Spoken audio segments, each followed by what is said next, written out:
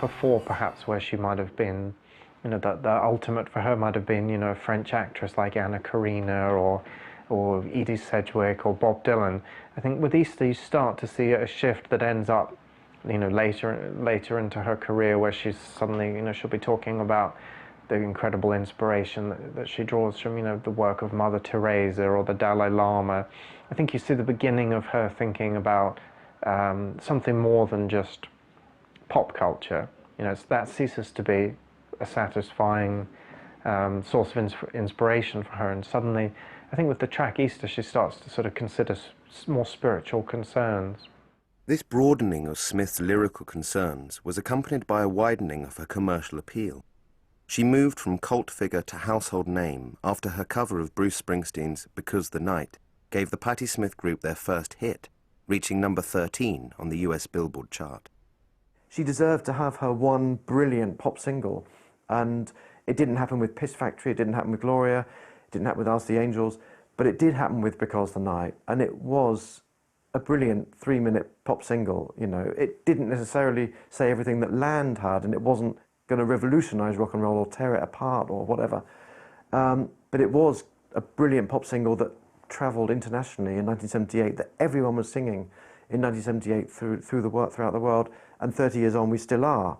So, though it may not have been part of the manifesto, it was Patti Smith getting something that, she deserved that. When we were working on that song, it really felt special. It felt like it could be a hit record, and we worked hard on it.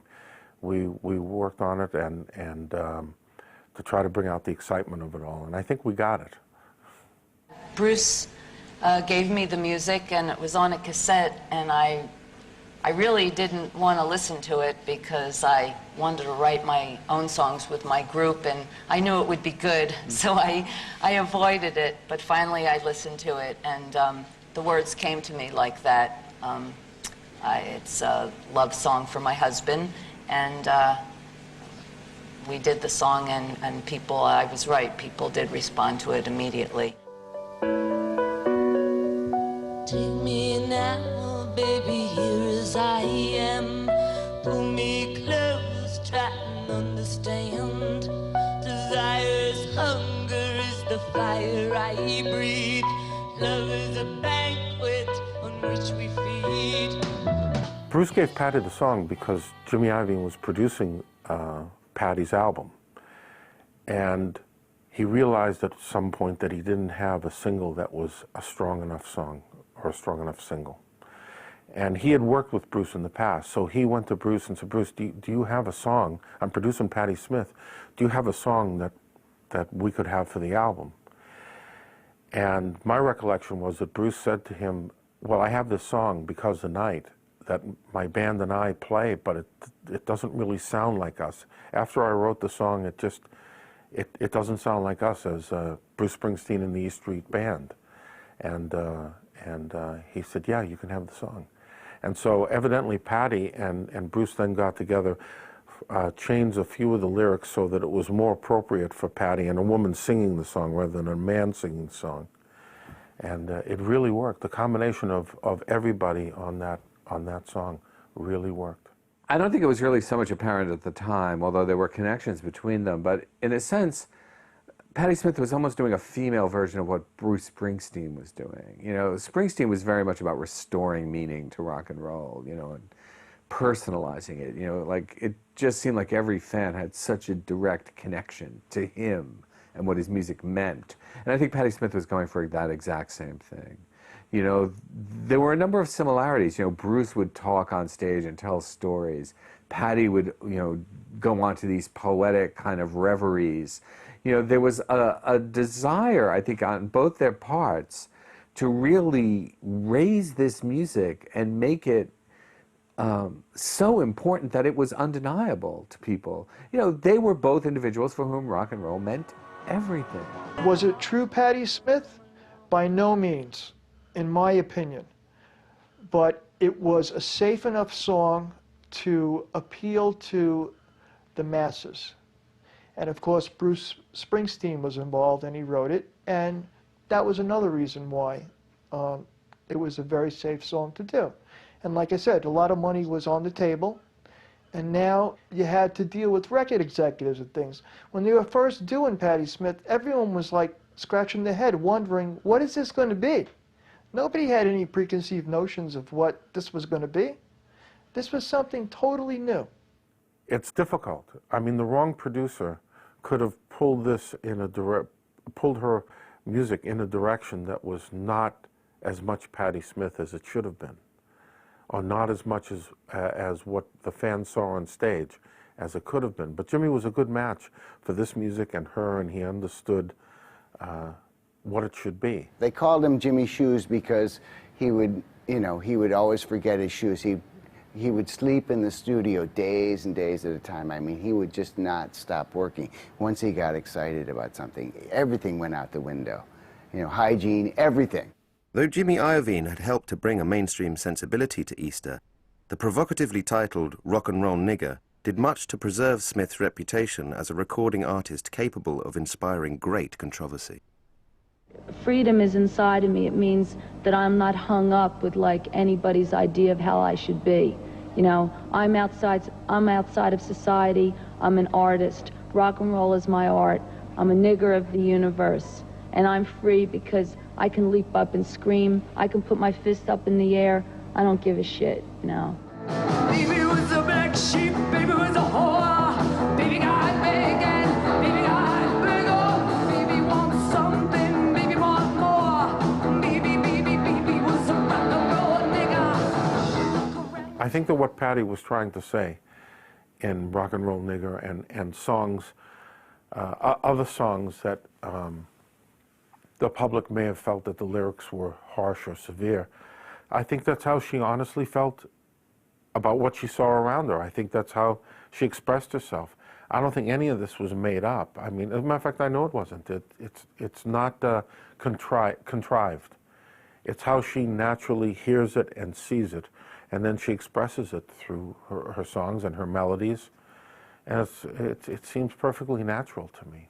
She felt fully entitled to use the word nigger as a word for, in Rock and Roll Nigger, as a word for all the outsiders, all the people who've been kind of abused and marginalised by society, and then reclaiming it back for herself or themselves. Jimi Hendrix, I was a nigger, but Jesus Christ named Grandma too. Jackson Pollock, I was a nigger, nigger. The word nigger is never to be used by white people, except in double quotes, implicit otherwise. So, just on that level, I think that's a no-no, period. You just don't do it. Racism has been too important in this country to do otherwise. However, I do find it just a compelling piece of music. I think it's one of the best rock and roll songs as a song that she ever put out. Perhaps on Radio Ethiopia and on Horses, there are times when the lyrics and the music are clashing in a very exciting way because nobody's quite sure how they should go together. But by Easter, it's very much a very sort of harmonious marriage between band and singer. Easter appeared in March 1978 and became Patti Smith's highest charting album on both sides of the Atlantic. Despite its sales success, the album's release had been held up due to a political disagreement between Smith and her record label surrounding the overt feminism of the cover art. That was a political statement more than any of the things that were said inside the record, because that became public. That she and her label were battling over the fact that her arms were up and she had hair under her arms. That was huge for the times. I mean, just you look at her, she was, walking woman's lib at the time, but it was nothing that she did on purpose. She wasn't really making a statement. That's just who she was, flat out. In 1979, Patti Smith released her fourth album, Wave, the final record before a 9-year hiatus spent raising a family in Detroit. Though not as well received as its three predecessors, Wave represented the final installment in Smith's strongest period of recording. The album was produced by music maverick Todd Rundgren, who developed a sound far removed from the energy of Horses, and which was dismissed by critics as bland.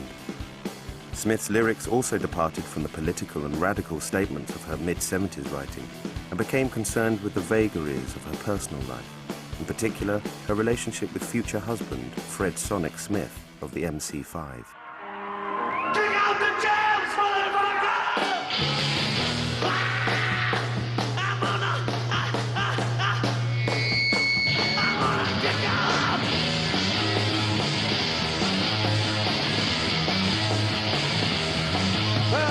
It really didn't feel like the most dynamic record from, you know, a punter's point of view at that stage. You know, I can see why it was important to Patti in a way that it...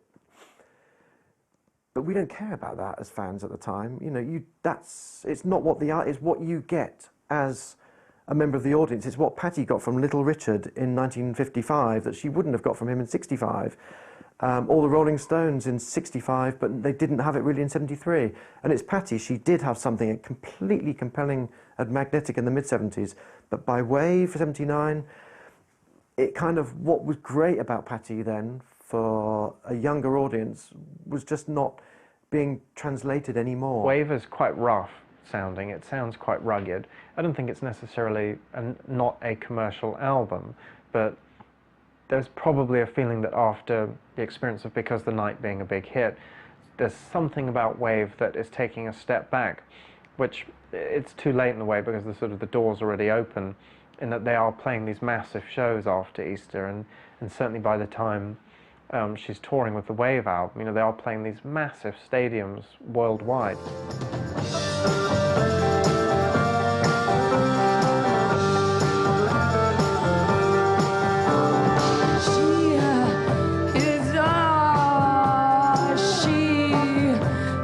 Watching thee, she has the slow sensation that thee are entering she. Songs like Dancing Barefoot, again, I think perhaps she's not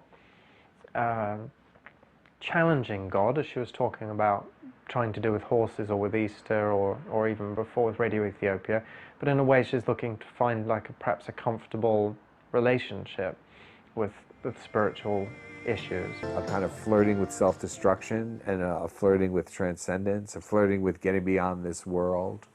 You know, it's one of the great kind of sensual, you know, Patti Smith songs that, you know, as I say, I mean, U2's done it, you know, R.E.M. has done it, you know, many, many other bands have done it. It's, you know, it has that kind of quality of being inherently hers, but also something that people just love playing themselves. Wave's reinvention of Patti Smith as a more introspective artist was perhaps best represented by the song Frederick, a straightforward love ballad dedicated to Fred Sonic Smith that seemed a far cry from the confrontational politics of her previous work. God has given you so to keep all of the power that burns in the flame, ignites the light in a single name. Frederick, name of care. Hearing it now as a, you know, rather older person, I got some of the energy that she was giving off on there. I could sort of see it. But when you're there with your hair spiked up and you're doing all your stuff that you do when you're 20 years old and you believe in the rock revolution, Frederick means nothing. Absolutely nothing. Frederick is just exactly what it sounds like. It's just a love song to the guy that she's in this relationship with, and they're going to end up getting married and having kids, and that's what they're moving towards. So it's quite simple. And also, it's undoubtedly true that Patti's relationship with Fred Smith was the arrow that destroyed the band, because she was no longer collaborating with them, she was collaborating with Fred. They thought they were going to be the John and Yoko of punk. When Patti went to Detroit to get together with Fred, she didn't really plan to just be a housewife and live in a house and clean the toilet. She thought they were going to become this sort of John and Yoko figure. She's feeling both comfortable and uncomfortable with the fact that she really is in a very intense relationship with Fred Sonic Smith at this point. And I think he was sort of pulling her one way, saying, forget music, let's go and have kids, let's have a quiet family life, and the lure of this, you know, rock star life, which she suddenly had at this point.